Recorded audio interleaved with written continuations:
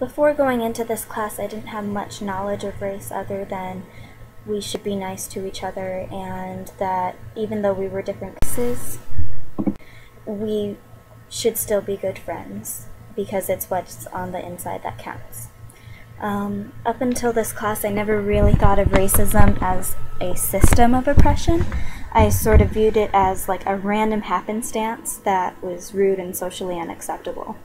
I think that my home high school, I never really connected the dots that all the racism and segregation due to financial backgrounds was based on what we had done in the past and what policies we had made on the past and how they affect us now.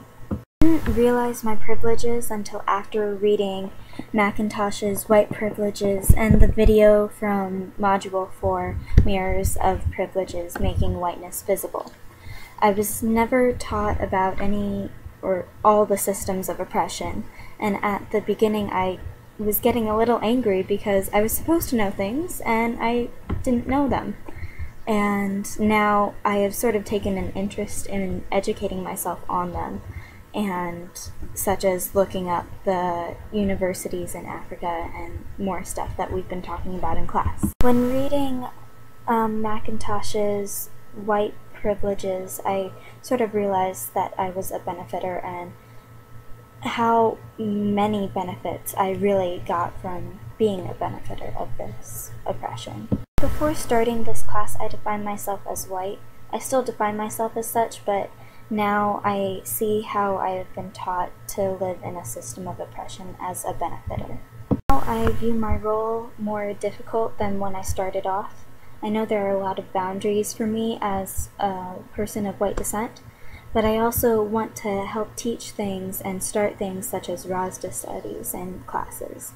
And I know I cannot try to improve teaching standards by clustering or sprinkling, because I have to be very cautious with me and my race, because I don't want to be viewed in a bad way. I want to be viewed as helping everyone and trying to improve the racial backgrounds and the racist comments and things that are happening in schools and in our everyday lives. But I can see my opportunity to start helping people and changing and being part of the community that's already changing our society today. Such as the man who we saw who wanted to get rid of Black History Month and create a whole American history. I can start asking them to include more of that in schools so that we can teach it. And if we include it more in our textbooks, we can start fully incorporating it into our every day-to-day teachings.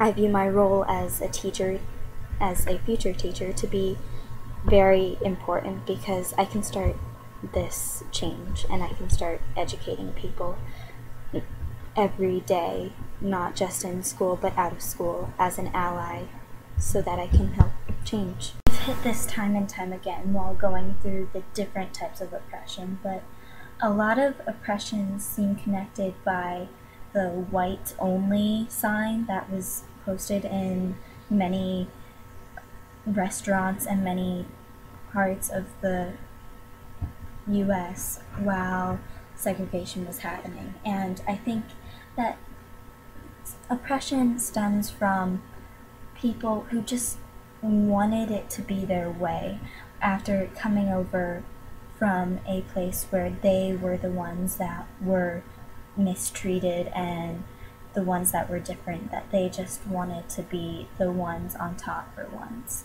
And it's very weird to see the connections, because all of the connections seem like they're against people who aren't white and part of a normal family, like 2 parents, 2 kids, a dog and a cat, and people who only speak English.